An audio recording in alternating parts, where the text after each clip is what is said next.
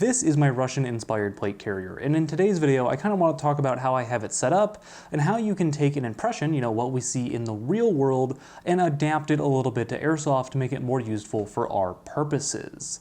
What's up everybody, my name is Lane and welcome to the BB Warrior. If you're new here to the channel, I create videos to help you have a better time on the airsoft field.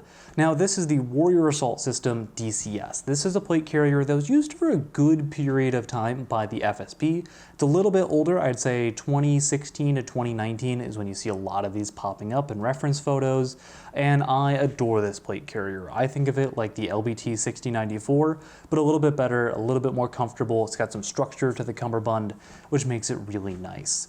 A lot of the times when we saw these in use by the FSB, it was in a couple of different circumstances. It was either in competition use, or it was being used in direct action raids. And in both of those, you really don't need much sustainment. If you're at a competition, well, you just get off the range and drink your water and food. If you're on a quick little raid, well, you have supporting units. They don't last very long.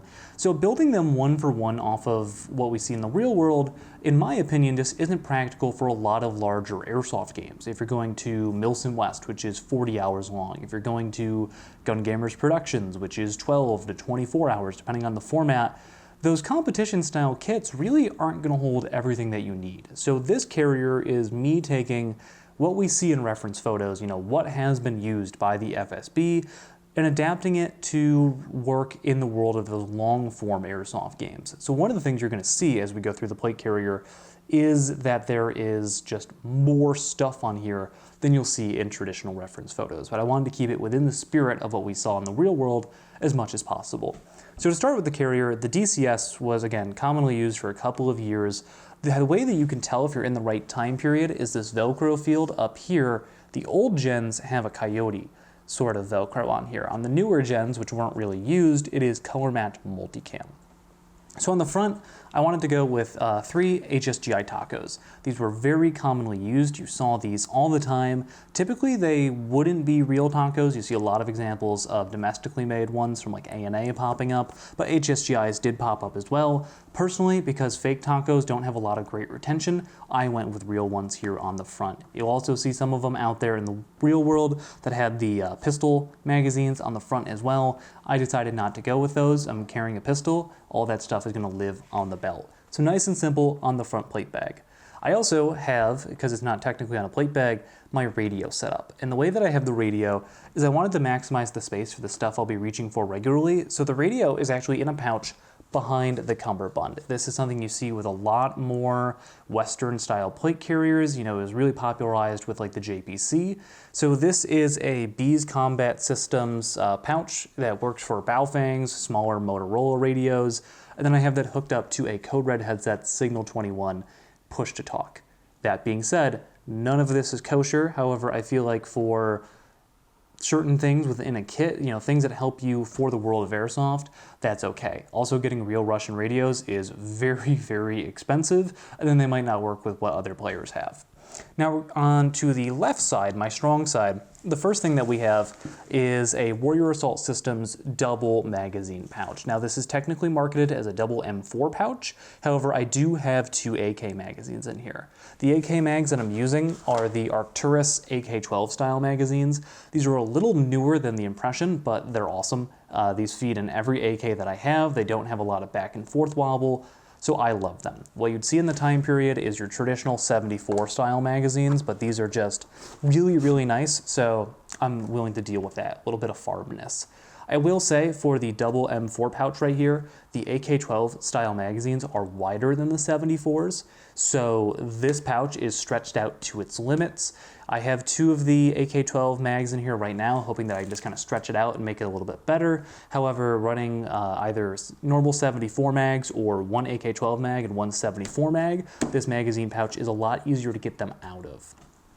Moving beyond that, where you're starting to kind of run out of space for you to grab right here, I have 2 of the older gen Warrior Assault System frag pouches. And you're going to notice a lot of the stuff on here is from Warrior Assault System. You would just see the stuff covered in their pouches back in that time period. Now, I grabbed these older ones. They make new gen ones that kind of look like the more traditional LBT or Eagle style frags with like 45-degree cuts on them. I grabbed these old school ones because they hold Enola Gay, and they also hold tag grenades as well, because they're a little bit taller than the new gen ones. They also have the option for Velcro additional closure as well if you'd like it. I personally prefer only having buckles, but I have 2 of them on my side. And then behind that, I have a Crye style double M4 magazine pouch. You were seeing some private purchase of Crye precision gear. There's also some domestic replicas of Crye stuff that you'd see in Russia. And this is in the area of my back that like maybe I can get it out, but I'm not getting it back in. So I decided to put something back here that really a teammate would need me to help me with, and that is my Odin Innovation Speed Loader for keeping my mid caps running. In the Odin, I also have our Gun Gamers universal adapter for the Odin that we make so that I can load up my AK mags. And this just lives here in the back. If I need to reload, I can have a buddy grab it for me.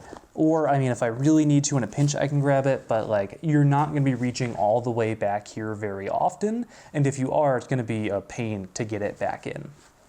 So now let's just continue over to the right side of the cummerbund. I'm a right-handed shooter, so this is kind of the harder side for me to get.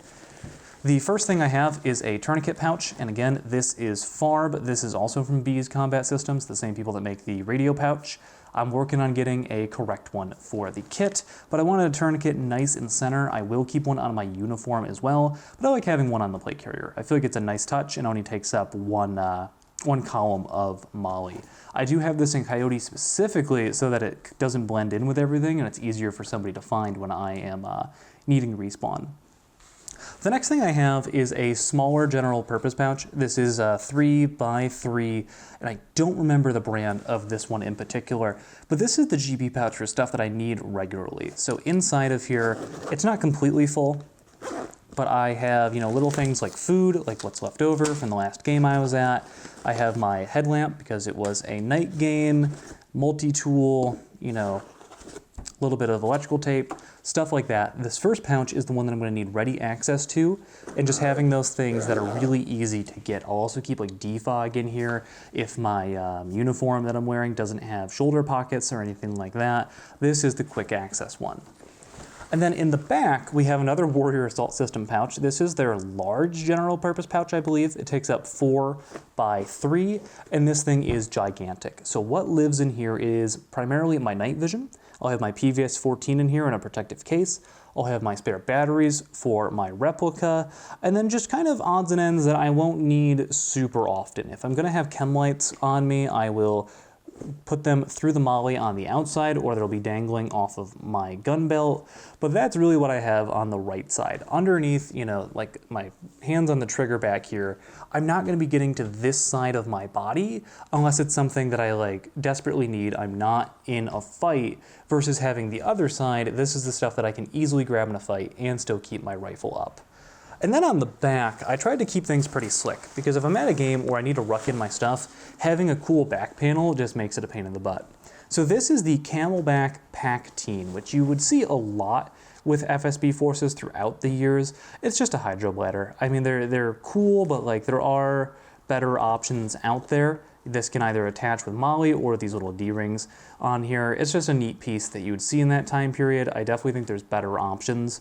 If I don't want to use this, or this isn't enough, this big old general purpose pouch that I keep my nods in can also hold a 1 liter canteen will easily fit in here with some extra room in there. So if I'm at a game where I won't need nods, or it's night only and my nods are, you know, on my helmet, I can carry more water back here if needed. But I try to keep my back as slick as possible so that when I put a ruck on, it's not a huge pain. Rucking with a plate carrier already kind of sucks. So making it as easy as possible with your kit is only going to make things better for you overall. But that is everything that I have on here. The only little other flare piece that I'll mention is the little reflector patch in the front. These are super common with FSB, either at competition or in direct action raids for IFF. The other thing that I have, which is totally FARB, but I will mention it, at the bottom of the plate bag, I have a sword rollout dump pouch. Again, totally FARB. This is an Australian pouch, but I really like it for the games where I don't want to bring a pistol and I just want, you know, like the ability to not have to put my mags on the ground or in my cargo pockets. This is pretty nice to have, and it rolls up and out of the way. You probably didn't even see it for most of the video. Again, that is totally far of not part of the impression, but I do have it on the setup for people who are curious.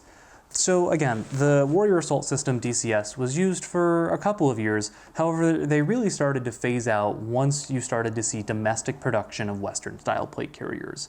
Once Russia wasn't making crappy carriers like the Defender or things like that and started to make replicas of Western-style gear from companies like ANA, Ars Arma, there's a bunch of different brands out there, you started to see their reliance on Western-made stuff, instead going with domestically made Western copies.